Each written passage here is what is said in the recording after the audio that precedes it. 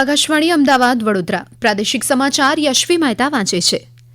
કેન્દ્રીય ગૃહમંત્રી અમિત શાહ આજે રાજ્યના પ્રવાસ દરમિયાન અમદાવાદમાં સસ્તું સાહિત્ય મુદ્રણાલય ટ્રસ્ટ તરફથી વર્ષ 2024-25ના પુનઃ મુદ્રિત થઈ રહેલા 24 પુસ્તકનું વિમોચન કર્યું હતું. આ પ્રસંગે શ્રી શાહે જણાવ્યું, ગોવર્ધનરામ ત્રિપાઠી, હેમચંદ્રાચાર્ય, નર્મદ નરસિંહ મહેતા, ઝવેરચંદ મેઘાણી, સુંદરમ જેવા મહાન લોકોએ આપણી ભાષાને મહાન ગુજરાતી ભાષા સુધી પહોંચાડી છે. આ યાત્રા અખંડ રહેશે.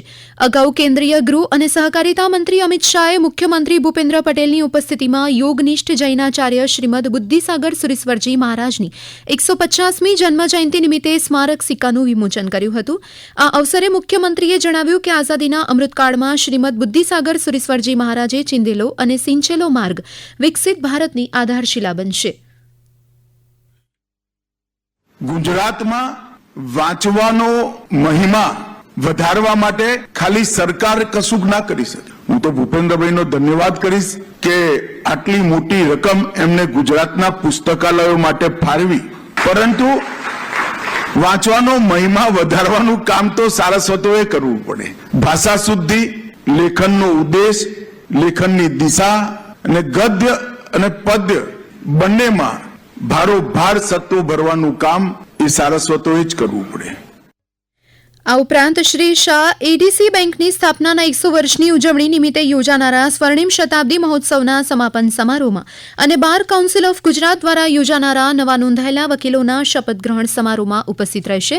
સાથે જ શ્રી શાહ ગાંધીનગરમાં એસએજી દ્વારા નિર્માણ પામનારા પેરા હાઈ પરફોર્મન્સ સેન્ટરના ભૂમિપૂજન અને ડિજિટલ સેવા પોર્ટલના લોન્ચિંગ કાર્યક્રમમાં જોડાશે. બાદમાં શ્રી શાહ શાશ્વત મિથિલા ફાઉન્ડેશન દ્વારા નવનિર્મિત ભવનના લોકાર્પણ અને કવિ કોકિલ વિદ્યાપતિની મૂર્તિના અનાવરણ પ્રસંગમાં ઉપસ્થિત રહેશે. કેન્દ્રીય રાજ્યમંત્રી નિમુબેન બાંભણિયાએ ભાવનગરથી નમો સખી સંગમ મેળાનો પ્રારંભ કરાવ્યો. આ પ્રસંગે શ્રીમતી બાંભણિયાએ જણાવ્યું કે પ્રધાનમંત્રી નરેન્દ્ર મોદીના નેતૃત્વમાં દરેક ક્ષેત્રમાં મહિલા આગળ વધી રહી છે. નમો ડ્રોન દીદી, કૃષિ સખી, બેંક સખી યોજનાનો લાભ મહિલાઓને મળી રહ્યો છે. શ્રીમતી બાંભણિયાએ સ્ટેચ્યુ ઓફ યુનિટી ખાતે પિંક રિક્ષા ચલાવી પગભર થયેલી મહિલાઓને અભિનંદન પાઠવ્યા હતા. પિંક રિક્ષા જે બહેનો ચલાવે છે એ ખાસ વિશેષ આપણા ભાવનગરના કાર્યક્રમમાં ઉપસ્થિત છે. ત્યારે મારે સ્ટેચ્યુ ઓફ યુનિટીની બહેનો જે ખાસ અહીંયા આવી છે, જેને પિંક રિક્ષાની બહેનો તરીકેનું ઓળખ છે, એમને હું આવકારું છું ને અભિનંદન આપું છું.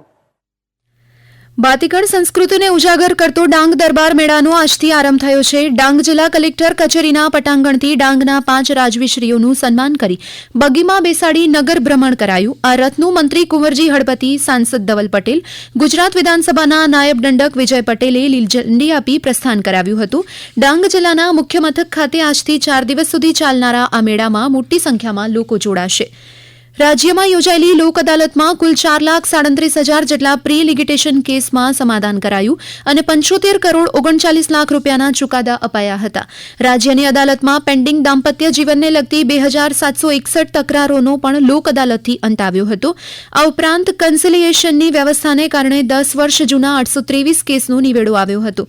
બીજી તરફ અમદાવાદ સિટી કોર્ટ ખાતે લોક અદાલત યોજાઈ, જેમાં મોટર અકસ્માત, દીવાની દાવા, ચેક પરતને લગતી તકરાર, માત્ર દંડને શિક્ષાપાત્ર કેસ, દાંપત્ય જીવનને લગતી તકરાર તથા ઔદ્યોગિક તકરારના 7 લાખ કેસનું સુખદ નિરાકરણ આવ્યું અને આશરે રૂપિયા 2,743 કરોડ વળતરના ચુકાદા અપાયા.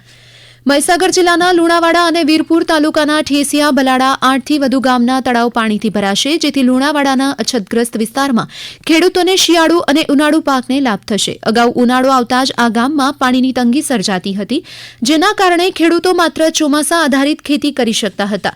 આ અંગે ખેડૂતોની માંગને લઈ સરકારમાં રજૂઆત કરાતા લુણાવાડાના સ્વરૂપસાગર તળાવમાંથી અછતવાળા વિસ્તારમાં પાણી ભરવાની મંજૂરી મળી છે. રાજ્યભરમાં ગઈકાલે આંતરરાષ્ટ્રીય મહિલા દિવસની ઉજવણી કરવામાં આવી. તે અંતર્ગત પાટણ જિલ્લામાં મહિલાઓ માટે કાનૂની, આધ્યાત્મિક અને 21મી સદીની આધુનિક મહિલા વિષય પર માર્ગદર્શન કાર્યક્રમ યોજાયો. પંચમહાલના ગોધરામાં લાલબાગ બસ મથક ખાતે મહિલા કંડક્ટરનું સન્માન કરાયું. આંતરરાષ્ટ્રીય ક્રિકેટ પરિષદ આઈસીસી ચેમ્પિયન્સ ટ્રોફી ક્રિકેટની ફાઇનલ મેચ આજે ભારત અને ન્યૂઝીલેન્ડ વચ્ચે દુબઈમાં રમાઈ રહી છે, જેમાં ન્યૂઝીલેન્ડે ટોસ જીતી પ્રથમ બેટિંગ કરવાનો નિર્ણય લીધો છે. છેલ્લા મળતા અહેવાલ અનુસાર ન્યૂઝીલેન્ડે 1 ઓવરમાં 0 વિકેટે 4 રન કર્યા છે. ઉલ્લેખનીય છે, ભારતે આ ટુર્નામેન્ટમાં અત્યાર સુધી તમામ મેચ જીતી છે. ખાસ આજની ફાઇનલ મેચને લઈને ભારતીય ક્રિકેટ પ્રેમીમાં અનેરો ઉત્સાહ જોવા મળી રહ્યો છે. આ સમાચાર આપ આકાશવાણીના અમદાવાદ વડોદરા કેન્દ્ર પરથી સાંભળી રહ્યા છો. આ સમાચાર આપ અમારી YouTube channel AIR news Gujarat પર પણ સાંભળી શકશો. વધુ સમાચાર માટે અમારી વેબસાઇટ newsonair.gov.in/gujarati અને અમારા એક્સ હેન્ડલ AIR_news_ABAD ને ફોલો કરી શકશો. આ સાથે જ આકાશવાણીના અમદાવાદ વડોદરા કેન્દ્ર પરથી પ્રાદેશિક સમાચાર પૂરા થયા.